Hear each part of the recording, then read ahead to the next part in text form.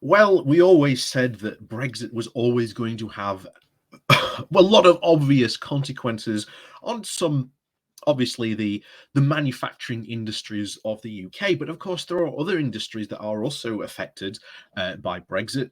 Agricultural industries, mainly one recently. Of course, it's the National Farmers Union conference this week, and we've already seen their leader of that organization speak out very heavily against Brexit, and of course the consequences that are to come because of Brexit. But there was one thing in particular that she said: staff shortages, because there's one thing that we can definitely say was always going to be a Brexit problem. And in this case, for the UK gaming industry, which we're going to go into, but not only just this industry, but a whole wide other selection of industries as well. And that is talent. If you are now the UK, the size of your potential talent pool has shrunk drastically. And that is an incredibly bad thing, because now it means you cannot, it's even harder now and almost next to impossible, as we're about to see, to try and get talent from the continent to come to the UK to work in your UK game studio. It's almost next to impossible now.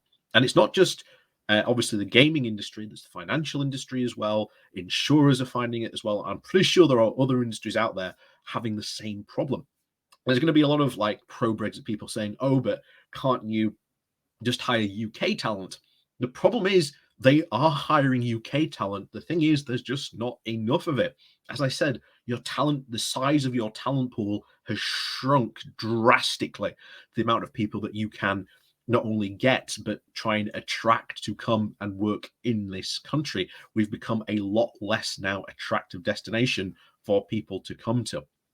So we're going to go into the gamesindustry.biz, which is actually, if you a very interesting gaming industry magazine in general. It's quite actually interesting to read.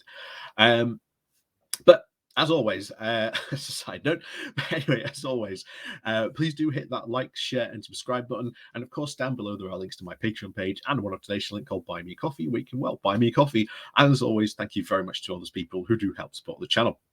So, as we said, this comes from GameIndustry.biz with the title of UK Games Industry is Struggling with Brexit.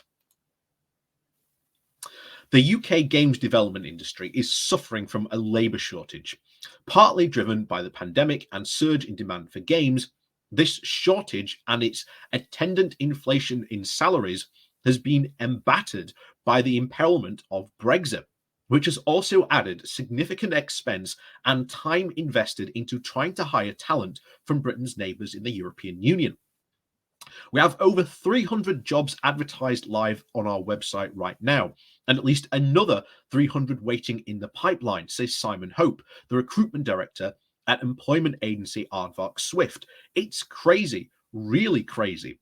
Ultimately, there's only so many people to go around. As I said at the moment, the talent pool shrunk. Hope says that prior to Brexit, around 20% of his placements in the UK came from the EU. That number has now dropped to 5%, mainly due to the reluctance among EU nationals to move to a country that is now outside the UK. Well, I'm pretty sure that's a typo. It should have said EU. In the past 2 years, an estimated 200,000 EU nationals have left Britain to return to the continent. Most of Aardvark Swift's clients are UK-based game studios and publishers. Prior to Brexit, hiring an EU employee required minimal paperwork. Now, companies must sponsor each potential employee from the EU via to apply for visas and pay very expensive healthcare surcharges that hires 4 figures, and that's ultimately even before family members, says Hope. With each previously existing at only a nominal level, employees must now prove that they have made every valid attempt to try and seek out applications from UK citizens. Hope estimates that the entire process can now take 3 to 4 months. Little wonder that potential applicants prefer to take jobs inside the EU. John Holmes, the founder and studio director of Liverpool-based Milky Tea, says that hiring new talent is a major headache, which threatens his company's bottom line. Before Brexit, three-quarters of our applicants came from the EU, he says. That's gone. British companies are scrapping all the time for the same talent, and they're pushing salaries up to at least 20%. That makes a big difference, especially if you're making lots of hires. Holmes says that these are, quote, short-term workarounds like hiring contractors and emphasizing commitment to remote work, they all have their costs and practical downsides. Long term, he says, Britain could become a far less attractive destination from international development talent than in the pre-Brexit era. We've had offers on the table and they've been turned down because someone else has come in with a ridiculous offer, he says. It's created a very volatile environment. 5 years ago, a producer's salary was pretty well understood. Now I couldn't even say that with any confidence. John Clark, the CEO of Curve, says if you're looking at countries like Poland, Serbia, Spain, and others in the EU, you see those regions supporting their studios with investment. National recruiting home to those countries, either because of the pandemic or Brexit or even both, they are finding good places to work in their home countries. They are being made to feel safe and welcome and secure at a time where Brexit makes them feel uncertain about the UK. Curve's chairman, Stuart Disney, a former chair of the Association of UK Interactive Entertainment, he points out there are plenty of other countries with other industries that are struggling with COVID-related labour shortages and obviously wage inflation. In such circumstances, high competition for talent and visa delays are understandable. Skilled workers can get a tier 2 visa, he says, and the salary thresholds are at least low enough that it's not a problem for this industry, he says. I think it's more of a sentiment problem. There has been a reduction in the number of EU nationals living in the UK as a result of Brexit, and there is no shadow of a doubt that it's had an impact. But UK companies are still hiring people from the EU. The UK, says Clark, remains an attractive destination for talent. He hosts the potential employers ranging from the ambitious startups to international giants. We have one of the biggest footprints in the game industry's professionals in Europe and a host of companies where all people work from over the world want to work, he says. Even so, this current climate calls for practical solutions. All of these same companies compete with one another and hit their own release dates and obviously innovation targets. Since COVID, Milky Tea has committed to remote working for all employees, using central offices as more social hubs to secure locations for servers and equipment. This gives the company freedom to work with contractors and freelancers in the EU, offering them long-term contracts without counting them out as full-time employees. We've managed to attract some really good senior recruits who might not have had come a few years ago, says Holmes, pointing out to the various benefits of remote working. A lot of people have dedicated that they're never going to do the 2-hour commute again. They want to spend more time with their family. However, the solution prevents its own problems. Even something with like IT can become an issue, says Holmes. We ship them equipment, we pay the taxes on top of that, and then the equipment needs repair. It all has to be shipped back. There are, of course, some human difficulties too. Contractors cannot claim benefits such as pensions, and many feel exposed by the lack of full employment contracts. Companies are then obliged to invest more remote onboarding protocols and on their helping freelancers with the chores like filling in their taxes. Payroll companies are also sprouting up that take care of many of these issues, and they understandably pay local tax and employment laws. But they are an additional cost and a risk, especially during a time when demand is high and new operators are flooding the sector. Remote working has its host of challenges the game companies, again, are currently struggling to try and resolve. At the same time, some employees prefer the in-office option and are keen to get back to pre-pandemic work patterns. The other option is, of course, for UK-based companies to buy their own way onto the continent by even opening or acquiring studios. If a company needs to hire, say, 200 people, it just might make sense for a studio with maybe 50 or 20 people, says Hope. They give a large equity from which they can grow. If they're hiring EU nationals to work from within the EU, it becomes a much simpler process. Again, buying jobs abroad. Clark adds, the businesses that we are looking to increase our own portfolio are looking to acquire studios, and we are currently on to look where that talent is. And if it takes us to an overseas region, then that where the skills might be, then we can add. That's something that we would support. Again, we're going to see probably other industries following that same route. It is an expensive option, but it's only available to large employers. Especially at the international level, it has also strengthened other countries' abilities to create talent hubs, such as the recent growth for studios in Barcelona. At Milky Tea, Holmes worries that this will very much diminish the power of the UK gaming industry, and more particularly the eyes of the UK government. A place like Barcelona can offer many lifestyle benefits, like the sunshine and all that, he says. They're also getting really hugely generous with tax breaks and are fueling this growth far greater than that of the UK. There are more opportunities a city can offer, the greater benefits of working there.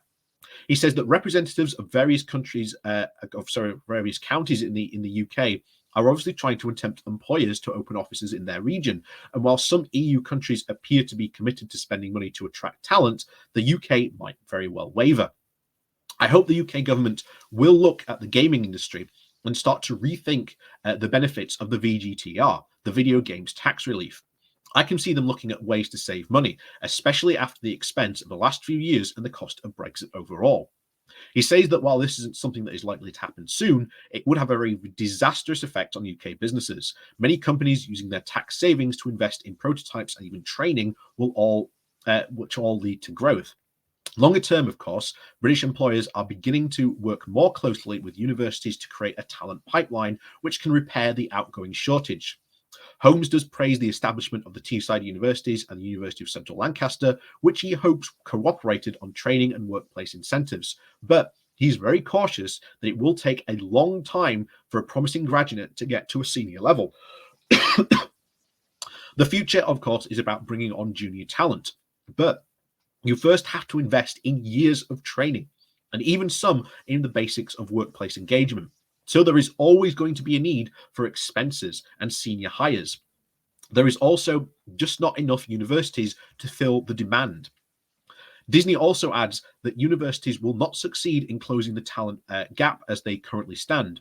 The courses should be more vocational and more directly to useful skills. We need to examine whether universities are engaging with other major employers in the country to make sure that their courses are geared towards putting people into employment. So indeed, while there are short-term fixes, the long-term opportunities for plugging the talent gap, where all these costs have their risks. What is certainly true is the problem is not going to go away anytime soon. And the games industry's employers in the UK are finding Brexit's restrictions very difficult to actually navigate. In the games industry, we're probably stronger as a country than anywhere else in Europe, he says. Clark, that makes us a very appealing as a country. But freedom of movement means that if I'm an employer in Sweden or France or wherever, I've got greater access to developers across the continent. And that gives them an advantage over us.